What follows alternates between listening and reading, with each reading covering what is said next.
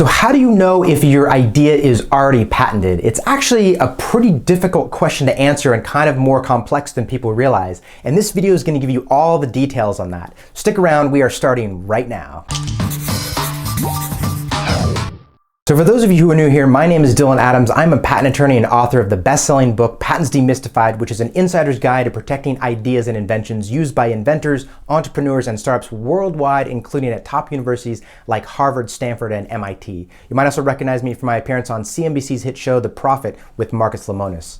So this channel is all about giving you insider tips on protecting ideas and inventions that I use with my clients every day. So be sure to subscribe to the channel for more on patents and startups. All right, let's go ahead and get right into it. So when people ask the question, is my idea already patented? It's important to unpack that question because people are usually asking one or both of a couple of questions. And really, the analysis to answer these questions are completely different. So when people ask, is my idea already patented? They're asking, hey, am I going to be prevented from doing something because there's already a patent out on something similar to my idea or invention? Okay, so the first is, is my idea going to be patentable? And that's patentability, okay? So the other question is my idea, would it infringe on somebody else's patent? And those are completely different things. Patent infringement is completely different than patentability. And what I'm going to explain to you is the difference between those two things, and then also answer the questions, how do you determine whether something is infringing? How do you determine whether something is patentable? And be sure to watch until the end because I'm going to give you some free resources that you can use today to look up patent applications, issued patents, and prior art that's going to help you determine these things. So let's start with the first question. Is your idea, will that infringe on somebody else's patent, okay? Now again, that's very different than patentability. So we're starting with infringement. So infringement requires that you infringe the claims of an issued and enforceable patent. So this is very different than patentability because infringement requires you to be infringing an actual issued and enforceable patent. And how you get an issued and enforceable patent, a lot of people don't realize that. So you have to file a non-provisional patent application. That application waits in line for 1 to 3 years. An examination process goes on between the applicant and the examiner. And hopefully the examiner is convinced that what the applicant has is new and non-obvious over the prior art, and then will allow the application, an issue fee is paid, and then the application grants as a patent. So you can't infringe a pending patent application. And patent applications only last 20 years from the filing date of the non-provisional typically, plus or minus sometimes, but that's sort of a good assumption, about 20 years. So only once an application has granted as a patent, and then as long as the term is in force, that's the only time when you can actually infringe somebody else's patent, okay? So that's in contrast to patentability. Patentability, that relates to the examination process. So you file a patent application, it waits in line for 1 to 3 years, and then the examination process goes on with the examiner. So if you file your patent application, the examiner is going to do a prior art search when the examination process begins. And what the examiner is going to determine is whether the claimed invention is new and non-obvious over the prior art that's already out there before you filed your patent application. So yes, that could be issued patents, kind of like with infringement, but prior art is so much broader than just issued patents. It can include pending patent applications that have published, whether or not those pending patent applications have issued as a patent, or whether they went abandoned and they never issued and are never going to issue. But it can also include any sort of technology disclosure. It could be blog posts, it could be YouTube videos, it could be scientific papers, it could be product catalogs. Really any sort of technology disclosure is going to be prior art. And that's why it's essential that you understand the difference between patentability, which relates to prior art and the patent examination process, compared to infringement, which relates to a product compared to an issued and enforceable patent. So then how do you answer these questions? So let's first start off with patentability. And again, that's relating to prior art. That's the determination that the examiner is going to be making whether the invention you have claimed in your patent application is new and non-obvious compared to any sort of prior art, which is a broad spectrum of things. So to determine patentability, the best thing to do is to do a patent or prior art search.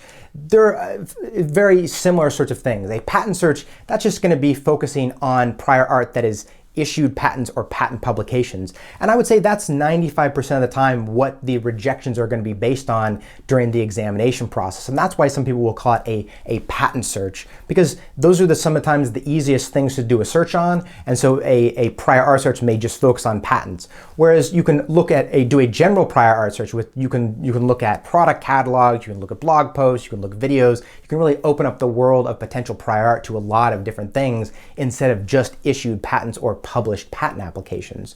So doing a prior art search or a patent search is actually pretty difficult. There is a lot of stuff out there, and it's not really easy to determine what's relevant and what's not.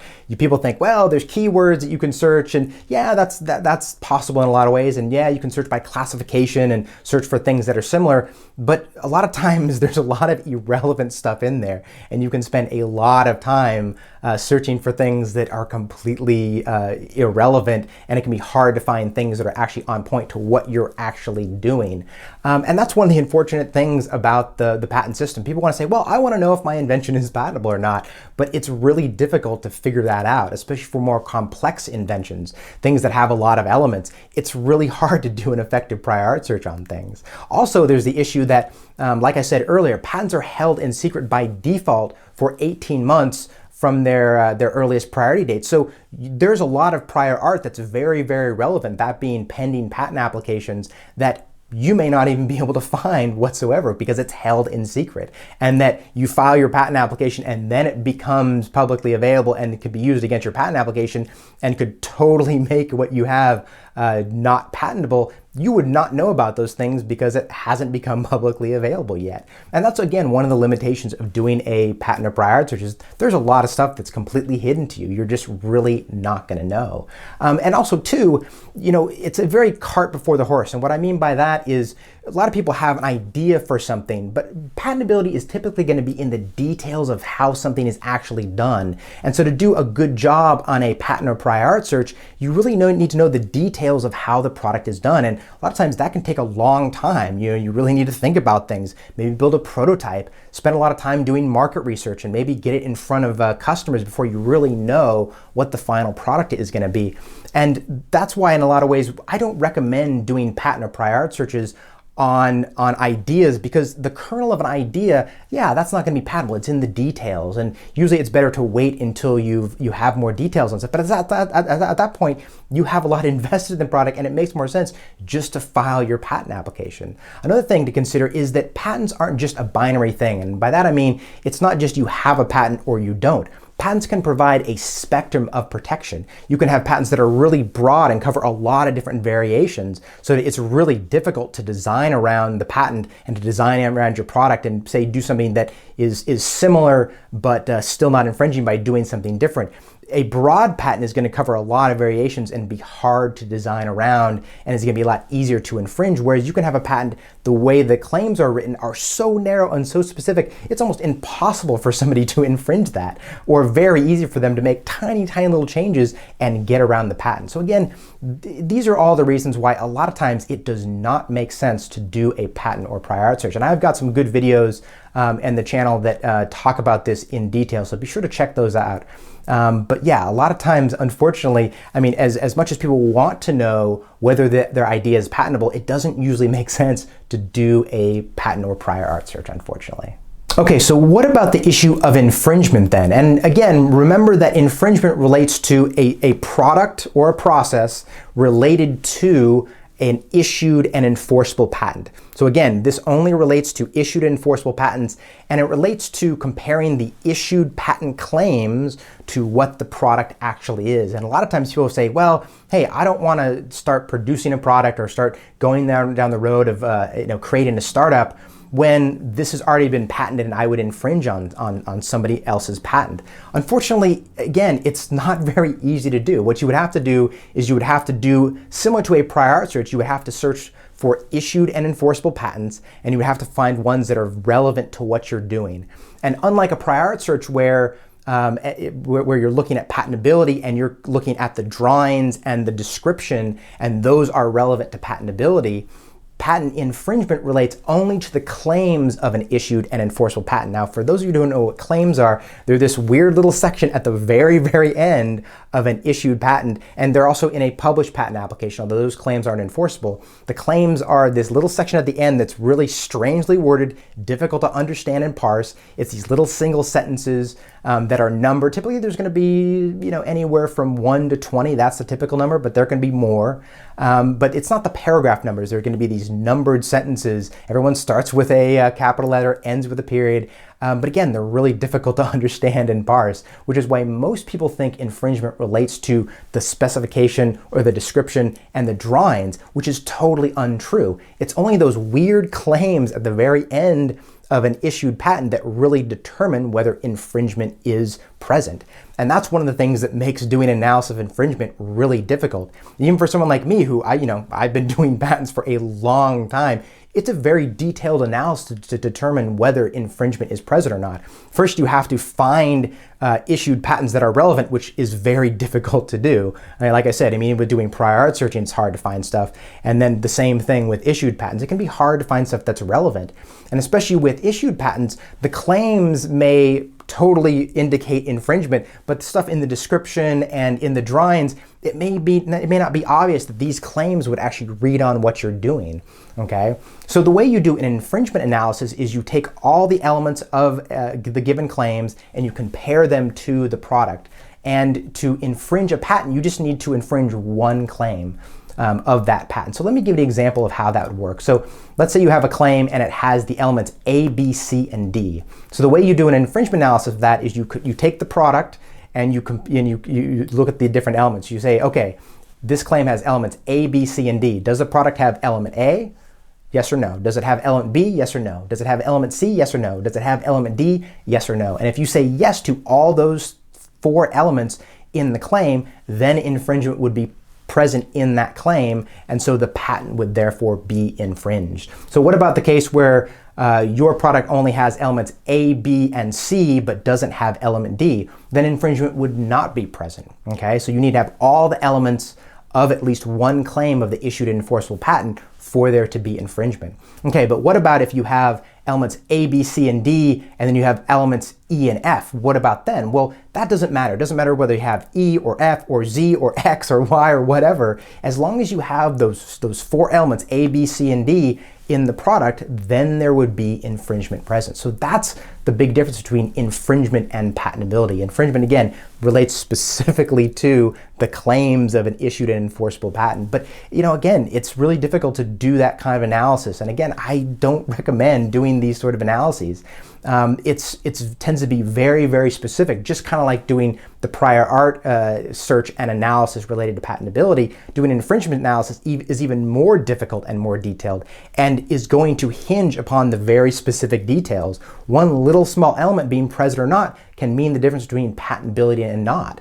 And so, especially in the early stages where all you have is an idea, it's effectively impossible to do a prior art search because you don't necessarily know how you're actually going to implement your idea. You may have a good idea, but until you actually say build a prototype and you start working towards developing a finalized product, ideally that's going to be your minimal viable product or MVP that's going to start you down the route working with the customers and launching your product.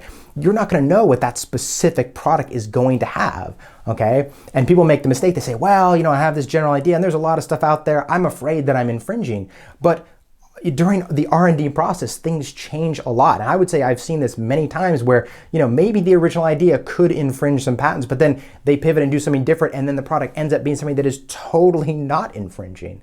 And vice versa. People start off with a product that wouldn't be infringing and then is infringing.